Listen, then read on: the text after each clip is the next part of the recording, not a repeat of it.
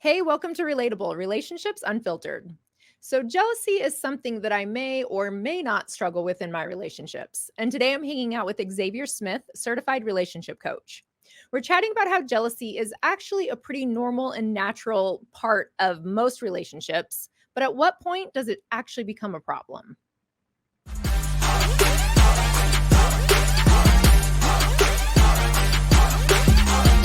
This is Relatable Relationships Unfiltered. Xavier, I am so excited to hang out with you today. We have been hanging out on the gram for quite some time now and exchanging comments on posts and just such similarities in our approach. So thank you for being here. All that very long-windedness to say thank you for being here. Thank you so much for having me. Yeah, I'm a big fan of your posts. Your posts are like your title, very relatable. And I think they are things that a lot of people need to take into consideration on a regular basis if they're going to pursue any kind of relationship, because it stresses the importance of communication and values and trust and so forth. I'm also long-winded. Thank you. Well, then here we go. We'll try to cram this all in 45 minutes. So we are going to talk about jealousy today. Mm, You do a lot of your content is on toxic relationships, narcissism, mhm. narcissistic tendencies. And so jealousy is most certainly a component of that. But I think, first of all, let's start by just like normalizing how much jealousy is normal jealousy. So, in your opinion, when you're thinking about like a relationship that is functional, it's healthy, has its ups and downs, but it is generally functional, what does okay amount of jealousy look like in your opinion? So there's a pull, right? When you start to actually get emotionally attached. And what my opinion is on like what's a healthier version is when you can identify that this feeling of attachment, it has to do with how you're processing their departure from you. So like, for example, if you're hanging out and you're with friends or with family and I'm like, man, I really wish I could be there with you, like that's a show sign of you miss that person, right? You wish Right. you could be in the same scenery with them, enjoying the same wonders, but acknowledging that, but not using it to make the other person feel like they need to be controlled. That's when it becomes unhealthy. But Right. healthy is just acknowledgement that I'd rather be with this person. I'd rather be with them and spend these times and events. But I also realize there's a healthy amount of time to spend together and I still respect them as a person. But I can still Yeah. acknowledge my feelings.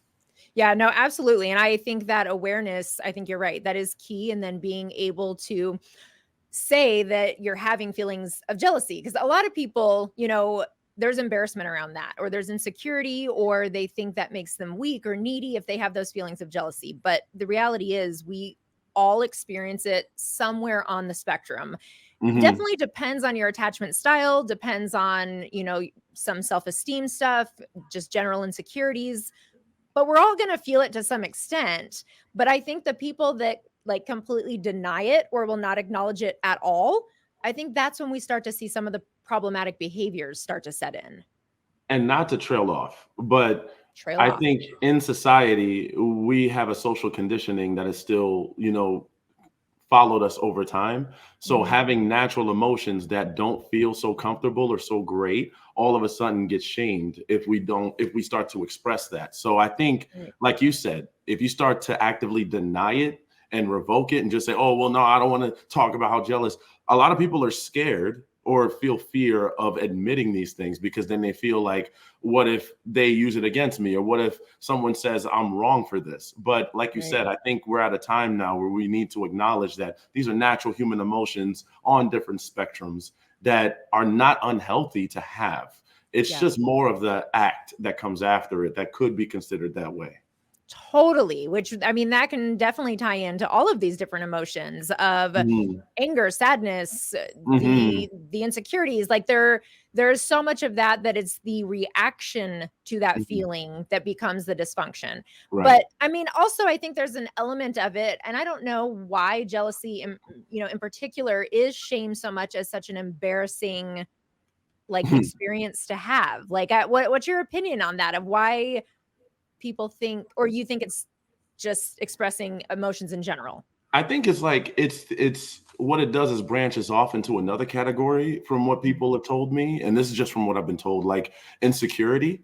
Like it's viewed as, are you not secure enough that this person is going to be with you? Because you ever eat your food and then someone's like, oh, you don't have to, it's not going to run away. So it's almost like they're projecting, that you are insecure, that your food is going to stay in front of you because you eat it fast. Like, but Right. that's like giving me a label that you don't know is my reasoning, right? Like maybe I'm just really hungry and I just really like the taste. Like, why does it have to be that I think the food's going to go somewhere? So why is it that me being jealous means that I'm insecure? Why can't it just mean that I miss this person and I wish that I could be there? It doesn't mean that I think less of myself. So there's always some branch off to negative emotions, and people try to push it back on you and say, that's a problem.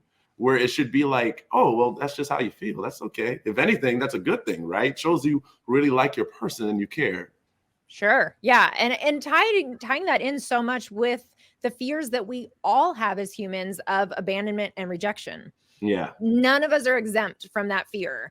And No. so I do think when there is an element of that you're not apathetic to if your partner leaves you and you're like, I'm straight, it's whatever. Like that's, either ends of the spectrum is dysfunction. And so if you are that fine with like, oh, they can do what they want, they can fuck who they want, they can, Yeah. spend their weekends how they want, like that's not any better either, right? Like both ends are extreme. What you're diving into right now is so heavy. Like, because Let's now do we're it. we're talking about like the social, I guess, a construct of things, right? Because love and the definition is more arbitrary now because people have different versions of love. People have different ways of loving. Then they have to go on a self-discovery. But what people also do is any behavior that deviates outside of the norm or what they consider to be normal is demonized or like shamed. So, like you said, any extreme shows that there's a lack of, right? And we need to embrace that everyone has their own way of seeing things so that we can actually learn to accept. And honestly, that will give people to learn about themselves more. And that's something I feel like they don't have enough autonomy to do nowadays because in society, we're so busy trying to tell people what to feel, how to feel, what it means, instead of giving them a safe space to, give that information on their own or come to that conclusion themselves.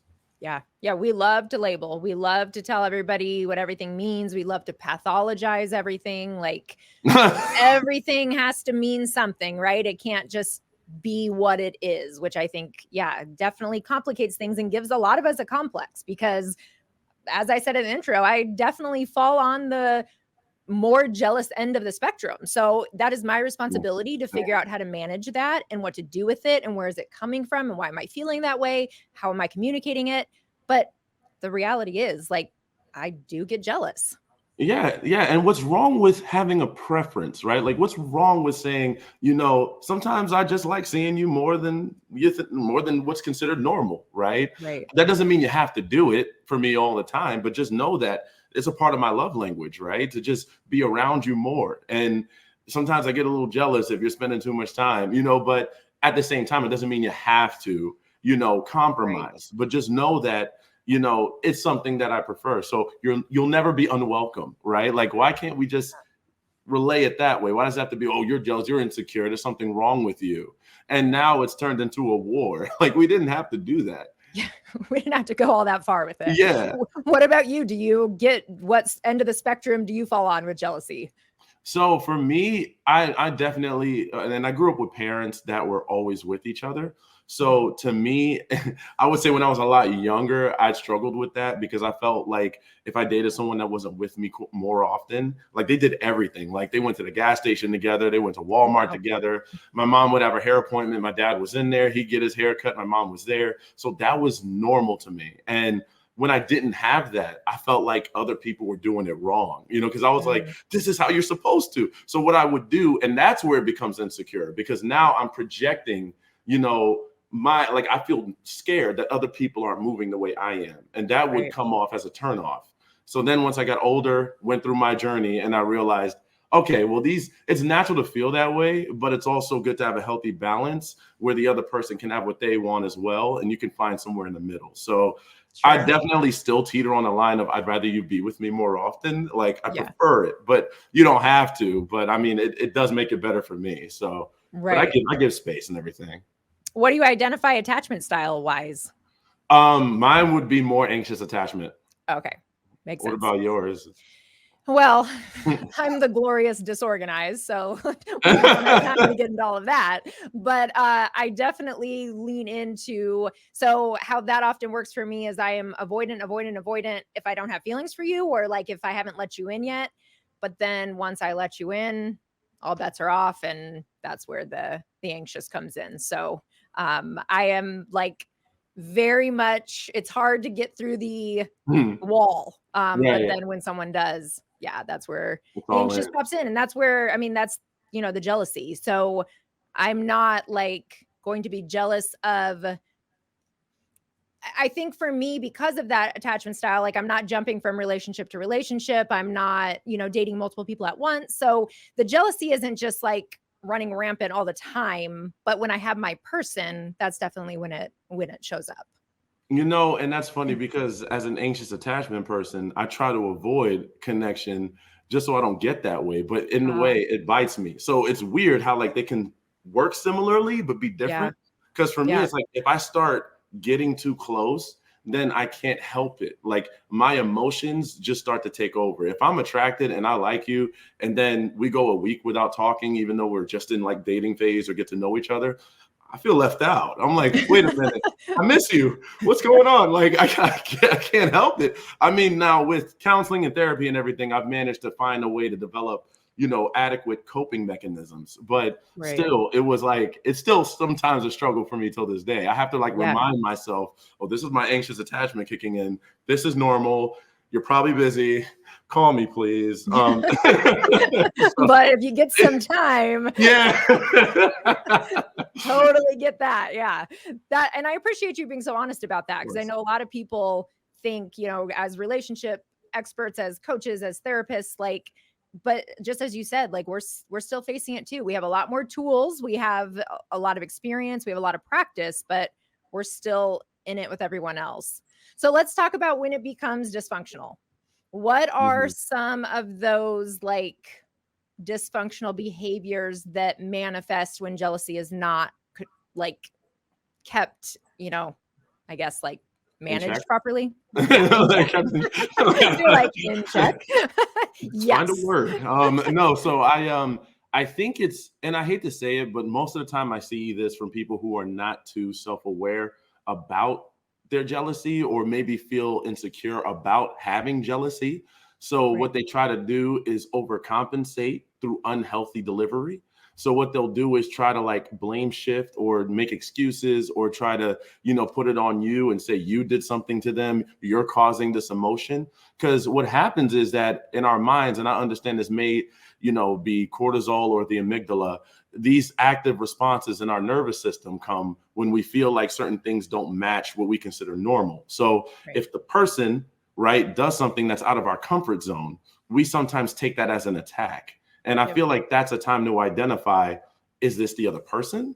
Or is it that you just don't see it the way that they do, right? And make that distinction. So I think that's when it becomes unhealthy, is when you try to make the other person overcompensate for your lack of understanding and you do it through unhealthy maneuvers.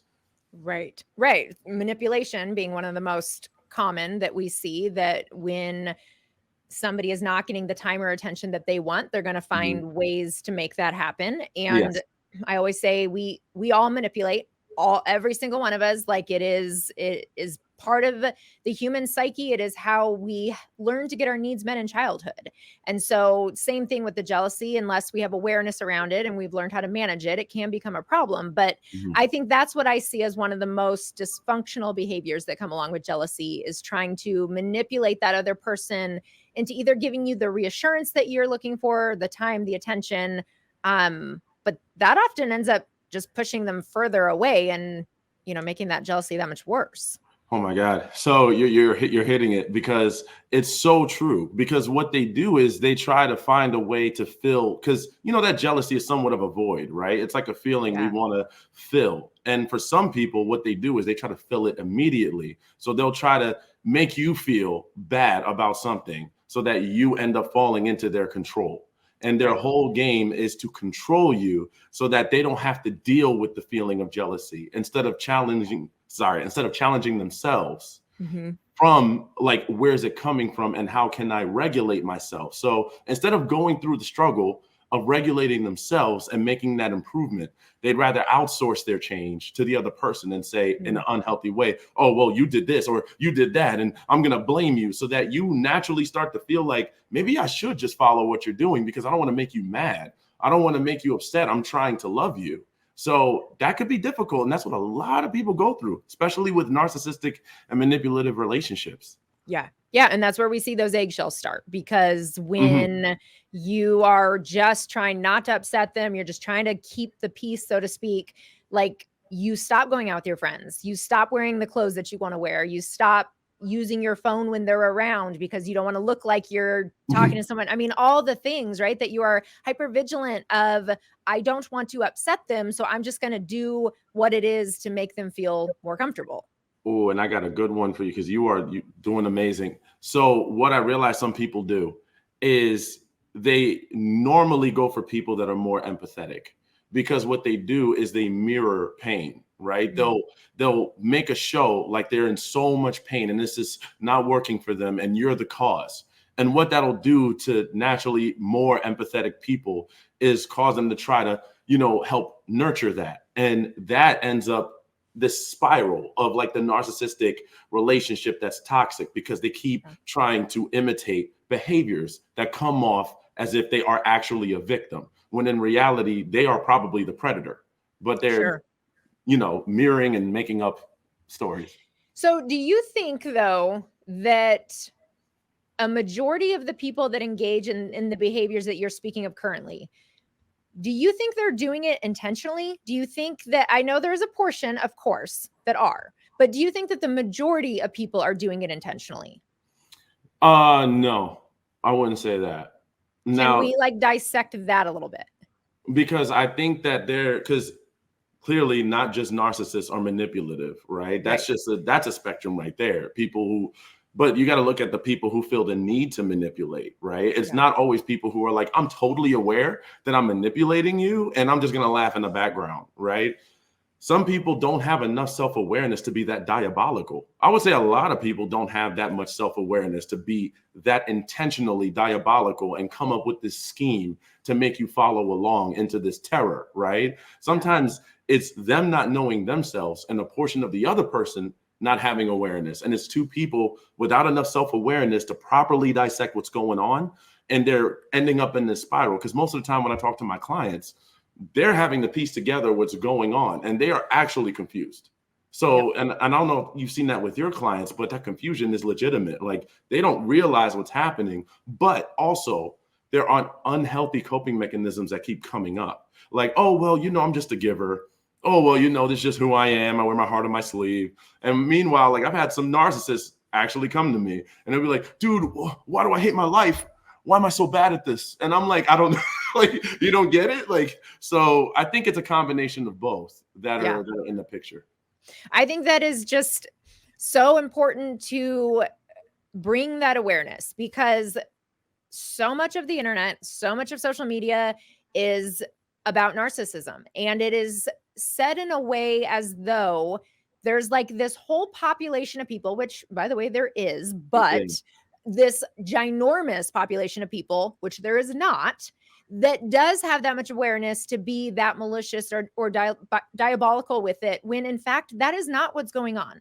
These behaviors are rooted in their adaptive child traits from childhood. Mhm. Each and every one of us had to learn how to stay safe, how to get acceptance, how to get belonging. And we all just learned it differently. And so for more anxious people, that's going to be the fawning, the people pleasing, the codependency. And for more maybe avoidant, disorganized, that can look different. That can be some of these, the withdrawal or the stonewalling, or but it all comes from trying to stay safe. And I think that is something that really needs to be understood. Now, this does not justify it. This does not make it okay. This does Because not people are going to say that. Yes, absolutely. Not the point. The problem is still like the behavior is still fucked up. That's not what I'm trying to say. It's still, it doesn't justify it. I agree. Right. But at the same time, if we're just assuming that everybody that is manipulating or everybody that is, self-focused is just Doing out there trying to do it on purpose, that's ignorant too. That's lacking just as much awareness. Well, and it's kind of like, and I don't want to say sad, because some people go on this journey of trying to add reasoning to this person and add the logic and say, like, I'm going to go on Google and figure out the personality traits. And I'm like, sometimes you can't, going that deep isn't really going to be that helpful, because that might not be what they're thinking. If you go on Google, it could tell me 10 million things that sound similar. Like, I looked up a headache the other day and it said I'm getting an aneurysm. Like, I don't, you can't just assign everyone the same label. Now, they can fall under the spectrums of that label, but for sure, at the same time, all you can do, you can't identify and diagnose everybody. That's what a therapist is meant to do, right? Yeah. So the best you could do is just look at it for what it is and say, does this work or not? Like, that's all we can do. And say, can we deal with this for the next 10 years? Like, just, I don't know, to help the thought process, because I agree with you. Yeah, no, but that's what I like a lot about your content is you're pointing out a lot of these behaviors that people like maybe don't even realize is abusive or is manipulative. And I think that's where, like, what I've gathered from your content, it's less about like finger pointing and more about like, let me bring awareness to you so you can keep yourself safe and remove yourself from the toxicity if that's what needs to be done. 1000%. And also understanding and comprehending it. Because I've had so many people ask me, like, is this bad? Is this like manipulation? Is this something I should be concerned about? So what I like to do in a very passionate way is to like bring out, like, this is a behavior that needs to be questioned. This is unbalanced. And if you want to return to that space of balance, this needs to be challenged. And that's when I mostly get clients that ask me personally, like, how do I challenge it? Because there's also challenging it properly. Because like you said, and what I love that you said is you talked about fear. And my dad tells me fear, if you put dots in between, and it's like false evidence appearing real. And a lot of us have different ideas and different tolerances and different levels of awareness based on nature versus nurture. So it's kind of like survival of the fittest out here. Like, people are trying to work with what they have. And some parents didn't start, in a lane where they had a lot of self-awareness either. A lot of parents didn't go to therapy or learn, and they didn't have those healthy coping mechanisms. So with that, you may not properly comprehend until you get to a certain point where you're desperate enough to learn, right? So there's also that consideration. For sure. For sure. So even with the jealousy, like, what are some things that you might have a client question? So like if behaviors are looking kind of controlling or, it's getting dysfunctional, what might be some, I don't want to say red flags, but you get what I'm saying. Red flags. It's funny because I actually host a class every week too, where I'm kind of like a professor that talks about commonalities. But one thing I taught about was the badgering approach. And I make up stuff, but like, it's basically when someone doesn't respect your boundaries in the very beginning. And what they're trying to do is quickly gain access to you and approval and get into a point where, and for people who have kind of a void in their love and they're like, oh, well, I don't know if I can date now. I want to have someone. That person will challenge that because now you get an overflow of contact and consistency. Whereas before you met people who were kind of in and out. So that's a level of control right there that they're trying to gain because they're trying to overflow you with information to get you to do what they want you to do. So that always, in most cases, leads into, I say we do this. This is what I want. This is the way that I see it. And if you don't do it, then you're not following the rules and you're bad, because you can just tell from early on if they're constantly texting you, constantly trying to call you and having conversations with themselves in your DMs. You can kind of know, like, this person is trying to gain something here. Like, they're not worried about how you feel, because they would have looked at it, not getting contacted, and said, you know what, hey, this isn't working. Let me just move it along, but nah. So I don't know if that makes sense. Yeah, no, it totally does. I just said to my client the other day, I was like, so he recently started talking to somebody, and he was telling me about some of their texts, and I said, sometimes it's if you send like maybe one or two, like let's just wait for the response before we send any more after that, and I've been working with him for years. I know his heart. I know he doesn't even sort of fall into any of Mm-hmm. this side of stuff. And for him, he was just excited. So like when he had a new thought, he'd just like send another text, even if he hadn't gotten something back yet. But that's what I kind of brought to his awareness, that when you think about it from the other person's perspective, that can appear like a violation of boundaries. That can appear like you are coming on too strong, or a lack of awareness of like, we're not interacting. You're Yeah. just sending me stuff, and I think Yeah. that is something that a lot of people aren't aware of how that can come across as like Mhm. controlling or just like over the top. Yeah, exactly. And I've seen worse. Like I've had clients where dudes, when they didn't get that contact back, they would break into the person's house. They would show up on their lawn late Oh, at night. Yeah. I've had multiple like stories, but yeah, it starts to level up. So even right. though, and like your client, they may fall on the spectrum of it's excited or Mm-hmm. just really happy, it's hard because there's so many that use that same tactic. There are some genuinely Exactly. loving people that act this way because they're just excited. And Mm-hmm. unfortunately, a lot of the people that manipulate, they mirror those behaviors, and it gets them in the same respect. So it's like, Yeah. if I think that's one of the main problems of the dating field now, is a lot of the genuine behaviors, excitement, overjoyed, just want to see you, I wish you were with me. A lot of these things have been used by manipulators to say, oh, well, this is how I start to get in, right? This is how, Yep. and they may not even, like you said, it may not be on purpose where they're trying to like play you, but it Right. might just be, I just want to get in as quick as possible. Yeah. But So that's a concern because yeah. it's a lack of awareness, and it's a lack of awareness for that other person's boundaries and how their comfort level of that much interaction or that overwhelm of it. I think this also applies to the jealousy though, because early on, Yeah. the jealousy might kind of look like, no, stay here. I love to spend time with you. Or I think you look better in that outfit. It's like things where it's maybe said under like the guise of something else, like they're doing it.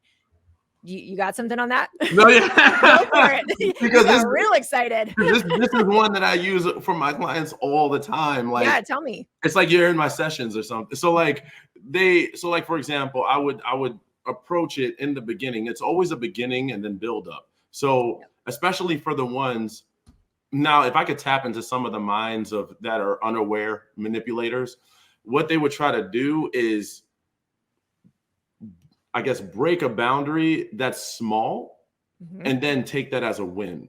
Yep. Like the win is more about getting you to do something that you originally hadn't planned. Like, let's say You're we're on a getting their date. way. Yeah, we're on a date and you're like, oh, I just got an hour. I got to wake up early. I got stuff I got to do. Okay. But if I can convince you to like, oh, come on, stay a little longer. Why not? Like, we're having such a good time. If you actually end up doing it, now I know I have some type of control because I'm jealous of where you could be going after this. I'm already coming up with scenarios in my mind. Well, who are you going to see next? Like, what are you going to do after this? You're going to be with your friends. You don't want to be with me. Or you're getting up in the morning, and that can sprout from insecurity. So, and that's where you have to realize that you have to keep these hard boundaries in the beginning to make sure that the person is genuine, Yes.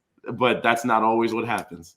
Yeah, no, I completely agree. And that is given my attachment style, but that is such an ick for me. That is such a turn off. If I'm on a date or I'm out with somebody and I'm like, I have to leave by X time, and it's like, oh, come on, like, don't be lame, or, just a few more minutes. And I'm like, ew, like that is because that's exactly where my mind goes of like, if you can't even accept if you can't accept a boundary at all, but if you can't accept this boundary, we know where this goes. Well, at least I know where this goes. We're Yeah, trying to educate everyone else on where it goes.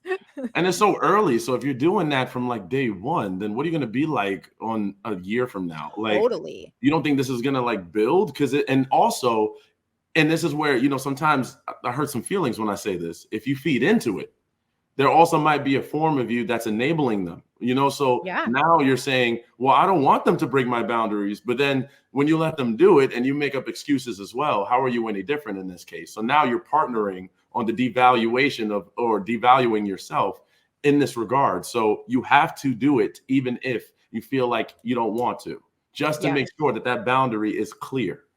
That's such a good point, because especially for individuals that are often on the other side of this. So we know the codependency narcissistic dance that happens so often. Yeah. So that is like, for somebody who has more codependent tendencies or more people pleasing, it's hard to say no. Like, we don't want to hurt people's feelings. We don't want people to be upset at us. So, we're like, okay, I guess a few more minutes. And we're trying to justify that to ourselves of like, well, don't be rude, whatever we had to tell ourselves that we were told in childhood that developed these traits. But to your point, that's exactly what happens. And it enables the behavior, and we can adapt to anything. So once we adapt to the boundaries being violated to that extent, once we adapt to the jealousy having that much control, whatever it is, it's just on to the next adaptation of whatever it ramps up to. I agree. And that's just a call for stronger coping mechanisms, right? When you start to feel like you could disappoint someone, then, that's a point of challenge, right? Because what sometimes I see people who are more empathetic or codependent do is start to come up with arbitrary reasons why this could be disappointing to the other individual, as if they know how they think, right? Like, Sure. you don't have insight into their mindset or their emotions. They could be going to date someone else right after this.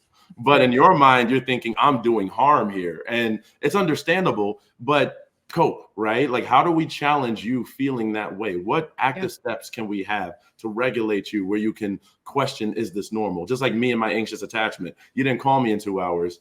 What are you doing? But I know to immediately like say, hey, Xavier, stop. Like, you're doing the thing again, so. So how do you help people to cope with it? Like, what are some tools that you give your clients for regulation in those moments? Well, what I do is I learn about where it comes from first, right? Because you have to understand the origination. And if they can't always pinpoint it, then I challenge every single situation where they say, because people subconsciously will state what actually happened as they're talking. So I just keep asking questions. Once I learn, then I say, does this make sense to you? That this is not what you wanted, but yet this was the outcome. Does this align? Mm-hmm. And then that kind of brings them to the forefront. And a lot of the times they'll start to fight it. Like, they'll say, well, it doesn't mean anything. I'm just nice. I'm just a people pleaser. I'm just really kind. I care about people. Is that so wrong? And I have to like do this little dance with them where I'm like, of course that's not wrong. But would you say that it's correct that you gave off an image that was not who you actually are? Was it correct that you overcompensated in an area that's not natural to you and you gave that impression to someone? Because I would say, because what they're viewing, they're taking their non-coping as like a skill to ride on and say, well, I'm a nice person because I gave them more. But I'm saying, if you're not being yourself, are you really being nice? Or are you just doing what they want because you'd rather avoid the drama? And that's what I'm saying. In a good relationship, you have to be 100% yourself and see if you can be accepted or not. And even if it comes with disappointing the person. Yeah. And showing up, allowing your boundaries to be violated, doing things that you didn't want to do is not showing up as your authentic self. Right. On the flip side of the jealousy, let's talk about for the individuals who maybe like when their partners are jealous or intentionally try to create jealousy for their partner. What does that look like? What have you seen on that side? And I don't know, because like maybe I haven't had enough clients who had this, but the only clients that I've seen have this are when they themselves are jealous and they don't want to be the only one. So what they do is they like it when the other person is more jealous, because then they're like, oh, I can give you the feeling that I naturally have on a daily basis. So they'll try to create these situations to scapegoat their own emotions. And what they'll do is they'll create scenarios that don't really exist without you creating them. Like, oh, I'm doing something. Like, they'll listen to the person's vulnerabilities and their weaknesses, and they'll start to use that in order to make them feel like they could be losing them. Like, for example, let's say I have abandonment issues and I somehow explain that to you. And you're like, well, I know to get you riled up, I can just stop talking to you for a day or so. Right. And then they'll act like they have no idea what's going on and then gaslight you. Well, that's on you because I thought I was talking to you, you know? So now I feel looped out and now I feel like the crazy one. So now I start subconsciously chasing you for that validation that I'm not crazy. So that's kind of what I've seen be the case. Totally. I think you explained it really well. That's exactly, yeah, what I've seen happen also, that it is a projection. And so maybe they're feeling embarrassed about it, or maybe they're sick of their partner giving them shit about it, right? So they're like, I don't want to hear about that anymore. I want you to see what this feels like. And so, yeah, I agree, like whether not talking for a certain amount of time, also like the covert, which all of this kind of just falls in manipulation, the covert behaviors, but maybe sending a text, but not being completely straightforward. So, you know, I am going out with a friend tonight, or I'm meeting up with someone later, you know, where you're leaving out the details that maybe would give some reassurance to your partner, but there's intentionality in that. Oh, yes, to get a rise out of you, because once you start getting too comfortable, I don't know why, but for some reason that turns them into like this. Like, I remember I was dating someone and she sent me a text saying, "Oh man, he's over here again today. I can't believe it. He's just in my room." And I was like, "Who?" You know? And then she shows me a picture of her dog and I'm like, "See, why did you do that?" You know, like, Yeah. so, but Did it feel intentional? Oh, it was very intentional because we talked about it. I was like, "Why did you say it like that?" She's like, "I was trying to make you jealous." And I'm like, "Okay." So we can play around like that, but that goes to show you people can easily make that switch and start playing the game. And it worked, right? Especially if the person cares. So I feel like it's also a little bit of self-doubt. Like, do you feel like if the person is not riled up, that they don't like you? Like, do you always need them to be on edge? Do you need them to feel like they have to make sure they're on top of their game all the time? Or something's gonna, like, I think some people get a rise out of the person looking over their shoulders or not having 100% confidence in this, right? Like, some people like that. Yeah, and I think that ties into our relationship programming. So the way that what was role modeled, the interactions we had with our parents, you know, we formed that addiction to chaos, the addiction to the emotional roller coaster, to the slot machine. And so when things start to go too smoothly or things are going well, a lot of people, that it feels boring or it feels uncomfortable. And so what can I do to shake this up? Because if things are feeling too safe, then that actually doesn't feel safe, because that's not the norm. It's not what's familiar. And so I agree. Yeah. Like I know for me, like that's been a big part of my journey and my healing of my wiring is chaos from in utero, day one, then on this earth. Like it is the ups and downs of my parents' relationship. And so that's what was role modeled. That's also what I experienced. And so I find myself in that the addiction of the chaos of, like, if we're not going up and down, and so it's not like eliciting those emotions, is this really love? Do I really like you? Am I really into you? And that's a lot of the healing I had to do, because that can be really confusing when your brain is literally wired in that way. How did you, like, what things, because I've heard this often, like, how did you work through healing that? Like, I guess it's too long of an answer for here, but like if there's like a high level response, like, because that's very interesting. Yeah. So that's a big part of the concept that I developed, that I do in my work, is the relationship programming. And that is similar to what you were saying earlier, of finding out where these things originated. So I take my clients through like a timeline. We figure out what are the themes, where is this all coming from? And then it's a lot of trauma work that's tied into it. So like we have to actually reprocess the belief system. But then it's also what you and I have been talking about in terms of the awareness. And then we have to start implementing, when we think about the adaptation, we have to, like, we have this conscious awareness of this is what's healthy and this is what's not. And I've been doing what's not. So how can I get to this other side? Right. And so we engage in the behaviors, even when they feel unfamiliar, even when they feel abnormal, even when they don't feel like a natural reaction, we do it anyway. And we practice until we adapt. And by no means am I saying I'm like this completely evolved human who has none of these issues, because it is so ingrained. But my awareness is so deep around it, and my ability to catch myself and shift the trajectory when I'm heading down that path has definitely increased over my healing journey. Do you find resistance a little bit when you work with people and you make them step into that unknown of normalcy? or more, I guess, calm? Like, do they often challenge you? Oh, for sure. And the thing that I say so often is like, we're not fixing this in 5 sessions. We're not fixing this in 6 months. We're a lot of times not fixing this in a couple of years. Like, this is an ongoing Mm, process, because if it took us decades, so it took us probably the first 2 decades of life to solidify it when we think about kind of like the upbringing years. And then however many decades since then, it's been perpetuated and it's been reinforced that this mm, is what love is. Love is chaos. Then we have to think about how much time it's going to take for us to rewire that. And so people push back from the beginning, because even when we go through their timeline, they're like, no, like, my parents weren't this, my parents weren't that. No, everything was fine. That's where the first resistance starts, for sure. Oh man, I feel you there. Like I definitely can relate. So it's good to hear. Like I'm not the only one. Yeah, for sure. So, And it is all possible, even with this jealousy stuff that we're talking about. Getting jealousy under control is all possible, being aware of it. What would you say are, if you were to give like a couple takeaways for somebody listening, maybe they are the jealous one and they catch themselves taking it to an extreme and they don't want to. What would be a mhm. couple things you'd suggest?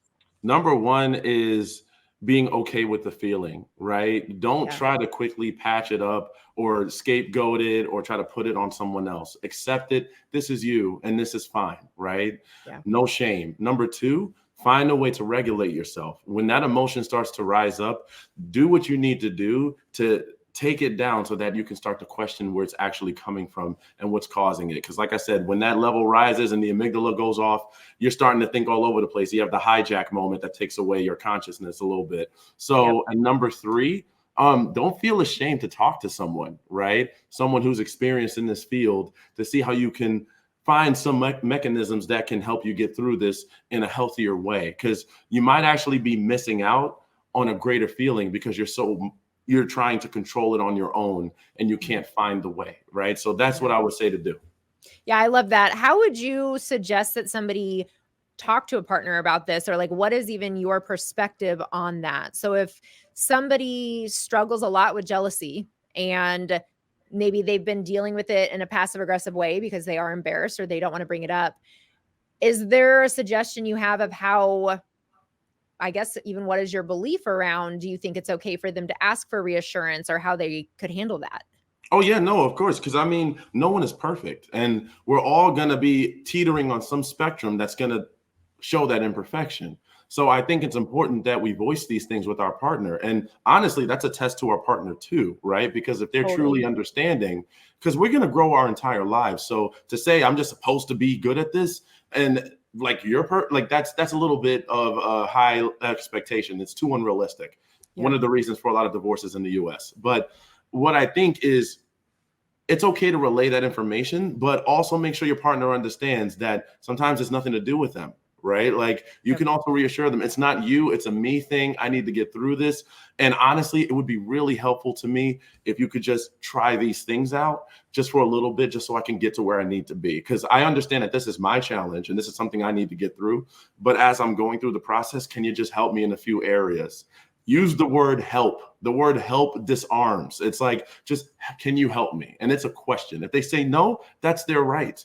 And you're not looking for them to agree. You're just looking for them to understand, possibly. But even if they don't want to, that's also okay. But Yeah. your partner will understand or be willing to talk about it at least. I love it. That's exactly what I suggest. I think that's spot on. And I think that is really telling of if you are in the right partnership. If that person is like, no, figure it out on your own. That's your problem, versus, yes, of course, babe, I can send you a text before bed, or I can send you a text in the middle of the day, or whatever it is.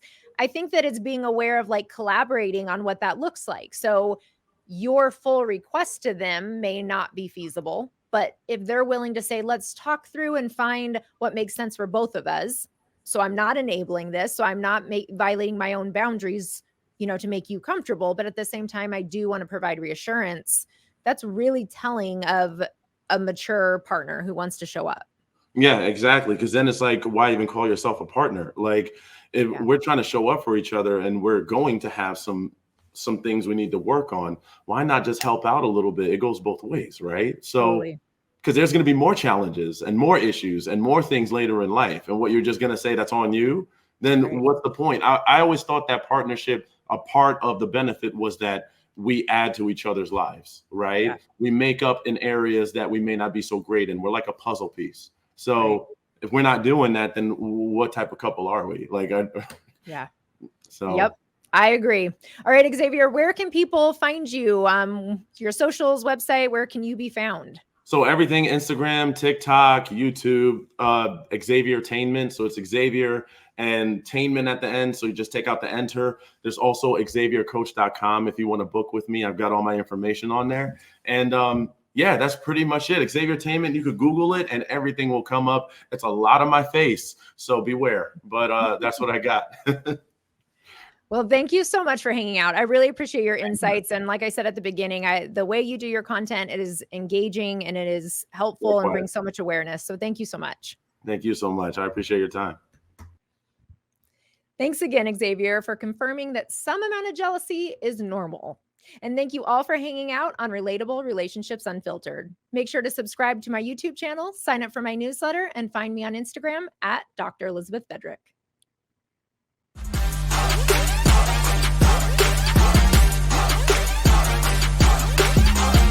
This is Relatable Relationships Unfiltered.